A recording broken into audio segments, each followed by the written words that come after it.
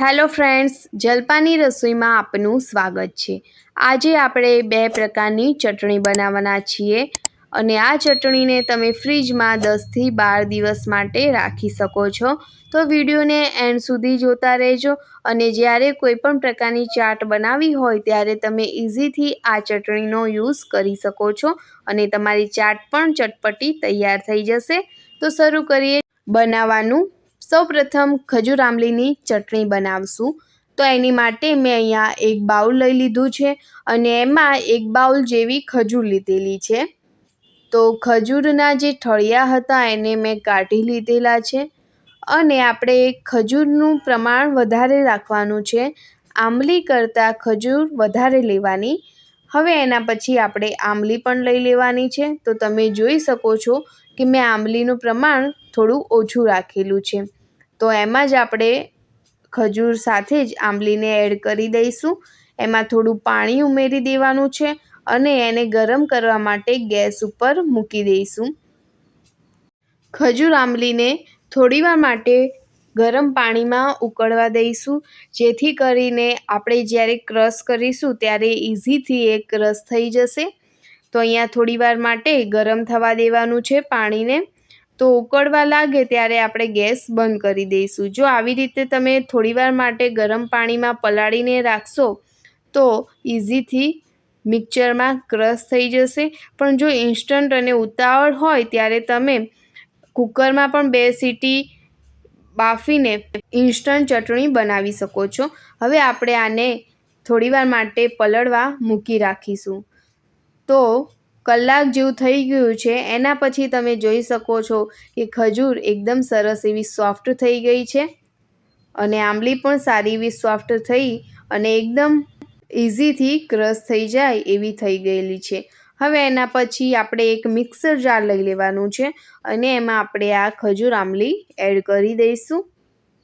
તો જ્યારે પણ તમારે ચટણી બનાવવી હોય ત્યારે 2 કલાક જેવું કે 1 કલાક જેવું પહેલાં આપણે પલાળીને મૂકી રાખવાનું, જેથી ઇઝીથી તમારે ક્રશ થઈ જશે। હવે આપણે આને ક્રશ કરી લઈશું। તો તમે જોઈ શકો છો કે એકદમ સ્મૂધ એવું આપણું ચટણીનું જે બેટર છે એ ક્રશ થઈ ગયું છે। તો સરસ એવું અહીંયા બધું જ ક્રશ થઈ ગયું છે, ક્યાંય પણ થોડુંક કે અંદર રહી નથી ગયું, એકદમ ક્રશ થઈ ગયેલું છે। હવે આને આપણે ગાળી લેવાનું છે। તો ચટણીને આપણે ગાળી લઈશું। તો જો ચટણી એકદમ ક્રશ થયેલી હશે ને તો તમે ગાળશો નહીં તો પણ ચાલશે, પણ મેં અહીંયા ચટણીને ગાળી લીધેલી છે, તમે જોઈ શકો છો।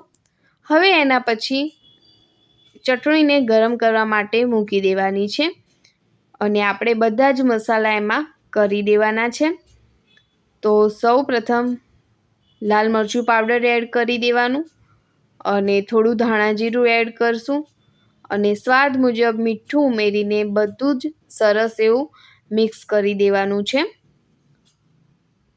અને એના પછી એમાં આપણે આંબલી નાખી હતી એટલે એમાં થોડું ગોળ પણ એડ કરી દઈશું આપણે।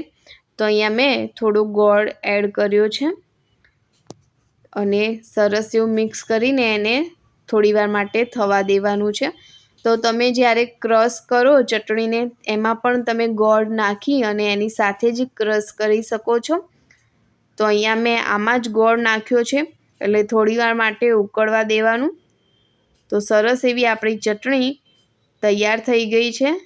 બસ ગેસને બંધ કરી દઈશું અને ચટણીને થોડીવાર માટે ઠંડી થવા દઈશું અને એના પછી આપણે બીજી ગ્રીન ચટણી બનાવી દઈએ। તો એની માટે મેં અહીંયા એક મિક્સર જાર લઈ લીધું છે અને એમાં 100 ગ્રામ જેવા કોથમીરને એડ કરી અને એના પછી 2 થી 3 લીલા મરચાં સમારીને એડ કર્યા છે અને એના પછી એમાં મેં 2 ચમચી જેવી સેવને એડ કરી છે। જો સેવ ના હોય તો તમે એની જગ્યાએ ગાંઠિયા પણ લઈ શકો છો। તો અહીંયા 2 ચમચી જેવી સેવને એડ કરવાથી તમારી ચટણીનો જે કલર છે એ એકદમ ગ્રીન આવશે અને લીંબુનો રસ પણ એડ કર્યો છે। એના પછી એમાં 1 ચમચી ખાંડને એડ કરીશું અને સ્વાદ મુજબ મીઠું ઉમેરીને આપણે બધું જ ક્રશ કરી દેવાનું છે। તો સરસ એવું ક્રશ કરી દઈશું। તો તમે જોઈ શકો છો કે એકદમ સરસ એવું ક્રશ બધું જ થઈ ગયું છે અને ચટણીનો જે કલર છે એ પણ એકદમ સરસ એવો ગ્રીન આવ્યો છે। તો આપણી ચટણી તૈયાર થઈ ગઈ છે। તો બંને ચટણીઓ આપણે સર્વિંગ બાઉલમાં લઈ લઈશું। તો બસ મારો વિડીયો ગમ્યો હોય તો લાઇક, શેર અને સબસ્ક્રાઈબ જરૂરથી કરજો।